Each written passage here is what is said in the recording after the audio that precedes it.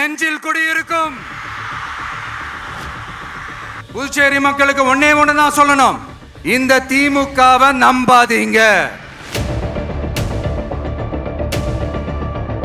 அவங்களுக்கு உங்களை நம்ப வச்சு ஏமாத்துறது தான் அவங்க வேலையே. நமக்காக வந்தவர் எம்ஜிஆர், அவரை தமிழ்நாட்டில் மிஸ் பண்ணிடாதீங்கன்னு நமக்கு அலர்ட் பண்ணதே புதுச்சேரி தான். இங்க ஒரு அமைச்சரை ஊழல் குற்றச்சாட்டுல பதவி விட்டு தீக்கப்பட்டு அந்த இடத்துக்கு இன்னொருத்தரை நியமிச்சு 200 நாள் ஆச்சு. இந்த புதுச்சேரி கவர்மெண்ட்டை பத்தி நம்ம சொல்லியே ஆகணும். இது டெஃபினட்டா தமிழ்நாட்டில் இருக்கிற மாதிரி நம்ம திமுக கவர்மெண்ட் மாதிரி கிடையவே கிடையாது.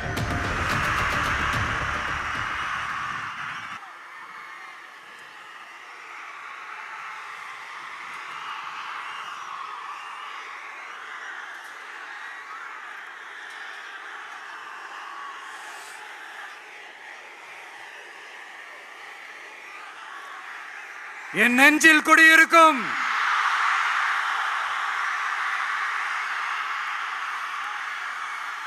புதுச்சேரி மக்கள் உங்கள் அனைவருக்கும் என்னுடைய வணக்கம். வணக்கம் வணக்கம். எல்லாரும் எப்படி இருக்கீங்க?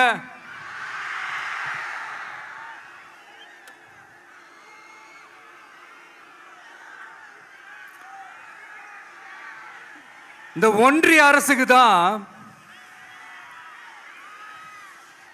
தமிழ்நாடு ஒரு தனி மாநிலம், புதுச்சேரி ஒரு தனி யூனியன் பிரதேசம். அவங்களுக்கு தான் தமிழ்நாடு தனி, புதுச்சேரி தனி, இப்படிலாம் இருப்பாங்க. ஆனா நமக்கெல்லாம் அப்படி கிடையாதுங்க. நாமெல்லாம் வேறு வேறு கிடையாது, நாம் எல்லாரும் ஒண்ணுதான்.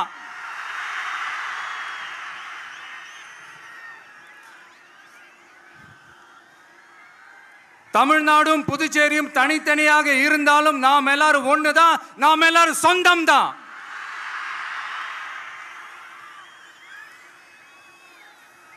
வேற வேற வீட்டுல, வேற வேற ஊர்ல, வேற நாட்டுல, வேற ஸ்டேட்ல இருக்கிறதுனால நாம் எல்லாரும் சொந்தங்கள் இல்லைன்னு ஆயிட முடியுமா? அது எப்படி முடியும்?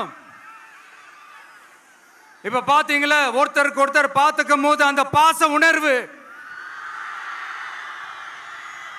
அதுதாங்க, அது மட்டும்தான். அது இருந்துட்டாலே போதும், வேற எதுவுமே தேவையில்லை.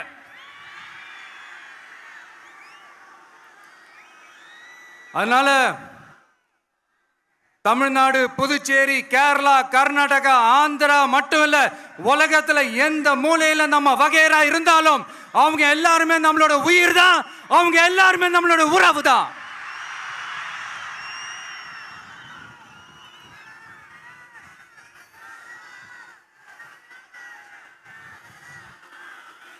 புதுச்சேரினாலே உடனே ஞாபகத்துக்கு வர்றது மணக்குள விநாயகர்,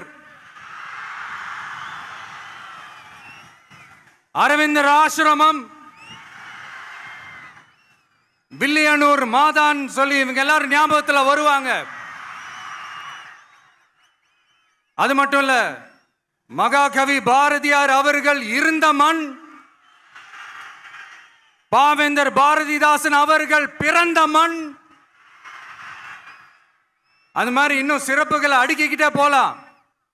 ஆனா அரசியல்னு வந்துட்டா ஒரு முக்கியமான விஷயத்தை பத்தி நம்ம சொல்லி ஆகணும். 1977ல புரட்சி தலைவர் எம்ஜிஆர் அவர்கள் தமிழ்நாட்டில் ஆட்சி அமைச்சாங்க. ஆனா அதுக்கு முன்னாடியே 1974லயே இங்க புதுச்சேரியில அவங்களோட ஆட்சி அமைஞ்சது. அதனாலதான் அப்பவே சொன்னாங்க, நமக்காக வந்தவர் எம்ஜிஆர், அவரை தமிழ்நாட்டில் மிஸ் பண்ணிடாதீங்கன்னு நமக்கு அலர்ட் பண்ணதே புதுச்சேரி தான். அப்படிப்பட்ட புதுச்சேரியை நம்மளால மறக்க முடியுமா? அது மட்டும் இல்ல, இங்க இருக்கிற மக்கள் தமிழ்நாடு மாதிரியே புதுச்சேரி மக்களும் என்ன கிட்டத்தட்ட ஒரு 30 வருஷமா என்ன தாங்கி பிடிச்சுக்கிட்டு இருக்கிறீங்க.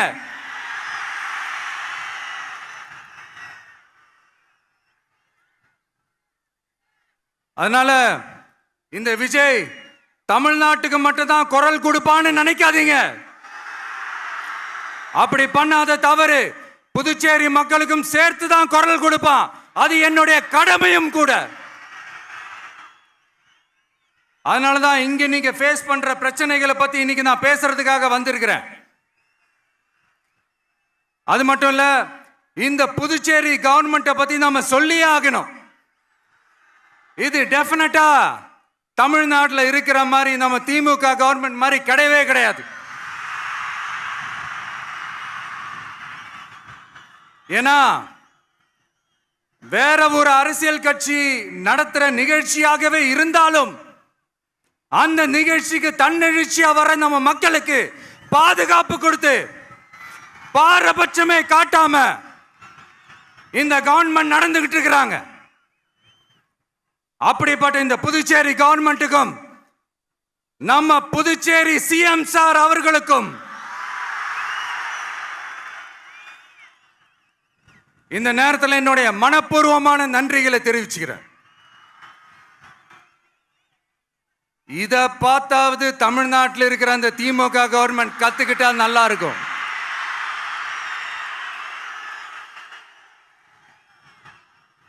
ஆனா அவங்க கத்துக்க மாட்டாங்க. பரவாயில்ல, வரப்போற எலெக்ஷன்ல 100% கத்துக்குவாங்க. அத நம்ம மக்கள் பார்த்துக்குவாங்க.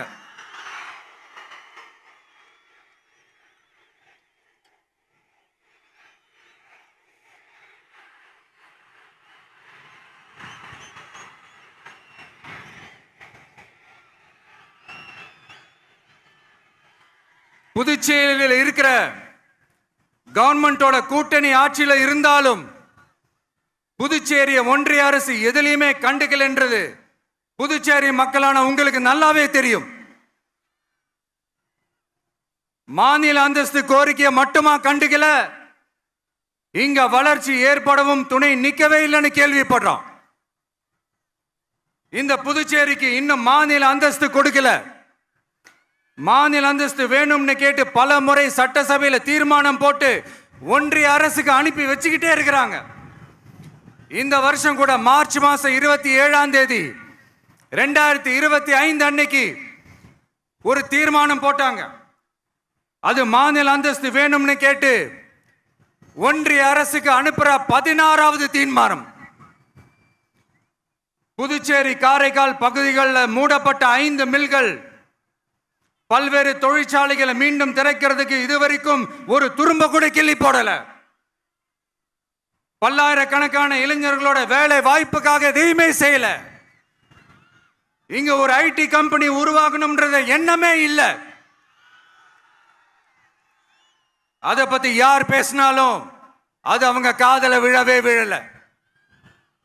இங்க ஒரு அமைச்சரை ஊழல் குற்றச்சாட்டுல பதவி விட்டு நீக்கப்பட்டு அந்த இடத்துக்கு இன்னொருத்தரை நியமிச்சு 200 நாள் ஆச்சு. இன்னும் அவருக்கு ஒரு இலாக்காவே தரல. இந்த செயல் சிறுபான்மை மக்களை அவமானப்படுத்துறதுன்னு அந்த மக்களே சொல்றாங்க. புதுச்சேரியோட முக்கிய அங்கமாக இருக்கிற காரைக்கால், மாகே, ஏனாம் பகுதிகளில் எல்லாம் முன்னேற்றமே இல்லைன்னு அந்த பகுதி மக்கள் சொல்லிக்கிட்டே இருக்கிறாங்க. குறிப்பா காவிரியோட கடைமடை பகுதியான காரைக்காலை மொத்தமா கைவிட்ட மாதிரி தான் இருக்குது. இது எல்லாமே முன்னேற்றம் அடையணும். டூரிஸ்ட் பிளேஸ் ஆன புதுச்சேரியில போதுமான அளவு பார்க்கிங் வசதி இல்லை, போதுமான அளவு கழிப்பறை வசதி இல்லை. இதெல்லாமே மேம்படுத்தணும். புதுச்சேரி கடலூர் மார்க்கமான ரயில் திட்டம் வேணும்ங்கிறது நீண்ட கால கோரிக்கை. புதுச்சேரி மக்களுக்கு ஒன்னே ஒண்ணுதான் சொல்லணும், இந்த திமுகவை நம்பாதீங்க. அவங்களுக்கு உங்களை நம்ப வச்சு ஏமாத்துறது தான் அவங்க வேலையே. நான் சொன்ன பல கோரிக்கைகளை எல்லாம் தீர்த்து வைக்கிறதுக்கு நம்ம புதுச்சேரி கவர்மெண்ட்டுக்கும் அதோட மக்கள் திட்டங்களுக்கும் ரொம்ப அக்கறையா உண்மையா துணை நிற்கணும். தமிழ்நாட்டை ஒதுக்குற மாதிரி புதுச்சேரியும் ஒதுக்க கூடாதுன்னு நாங்க கேட்டுக்கிறோம். கிட்டத்தட்ட 20 லட்சம் பேர் வாழ்ற யூனியன் பிரதேசமான புதுச்சேரி மத்திய நிதிக்குழுவில் இடம்பெறவில்லை. அதனால் மாநிலங்களுக்கான நிதி பகிர்தல் அடிப்படையிலும் யூனியன் பிரதேசங்களுக்கான நிதி பகிர்தல் அடிப்படையிலும் புதுச்சேரிக்கு நிதி ஒதுக்கப்படுவதில்லை. அதனால ஒவ்வொரு ஆண்டும் புதுச்சேரிக்கு தோராயமாகவே மத்திய அரசு நிதியை விடுவிக்கிறது. அந்த நிதியும் அரசு ஊழியர்களின் சம்பளம், ஓய்வூதிய தொகை உள்ளிட்ட திட்ட செலவுகளுக்கே சென்று விடுவதால் மீத தேவைக்கு வெளிச்சந்தையிலும் கடன் பத்திரங்களை கடன் வாங்குகிறது புதுச்சேரி. இந்த நிலைமை மாறணும்னா ஒரே வழி, மாநில அந்தஸ்து நம்ம புதுச்சேரி மக்களோட பல்லாண்டு கால கோரிக்கை. புதுச்சேரிக்கு போதுமான நிதி வரத்து இல்லாததுனால வெளியே கடன் வாங்க வேண்டியதா இருக்கு. புதுச்சேரியோட கடனை குறைச்சு தற்சார்பு பொருளாதாரத்தை வளர்த்தெடுக்க திட்டங்கள் வகுக்கப்பட வேண்டும். மாநில அந்தஸ்து வாங்கினா மட்டும் போதாது இல்லையா, தொழில் வளர்ச்சியும் தேவையாச்சே. புதுச்சேரி தென்னிந்தியாவின் முன்னணி இண்டஸ்ட்ரியல் ஹப்பாக மாற்ற எல்லா முயற்சிகளும் எடுக்க வேண்டும். இந்திய அளவில் ரேஷன் கடைகளே இல்லாத மாநிலம் புதுச்சேரி தான். ஏழை எளிய மக்களுக்கு வாழ்வாதாரமே ரேஷன் கடைகள் தான். மற்ற மாநிலங்கள்ல இருக்கிற மாதிரி இங்கேயும் அரிசி, சர்க்கரை, பருப்பு, கோதுமை, எண்ணெய்னு அனைத்து பொருட்களும் வழங்கும் முறை சீராக்கப்பட வேண்டும். கடைசியா மீன்பிடிக்க செல்லும் காரைக்கால் மீனவர்களை அடிக்கடி கைது செய்யும் இலங்கை கடற்படை அவர்களின் படகுகளையும் பறிமுதல் செய்து விடுகிறது. அதனால் நீண்ட போராட்டங்களுக்கு பிறகு அவர்கள் விடுவிக்கப்பட்டாலும் படகுகள் கிடைக்காததால் படு மோசமான நிலைக்கு தள்ளப்படுகின்றனர். இந்த நிலை மாற வேண்டும். நான் மறுபடியும் சொல்றேன், இந்த விஜய் புதுச்சேரி மக்களுக்காகவும் எப்பவும் துணை நிற்பான். வரப்போற புதுச்சேரி தேர்தல் களத்துல நம்மளுடைய தமிழக வெற்றி கழகத்தின் கொடி பட்டொளி வீசி பறக்கும். கான்பிடென்டா இருங்க, நல்லதே நடக்கும், வெற்றி நிச்சயம். மீண்டும் சந்திக்கும் வரை நன்றி, வணக்கம்.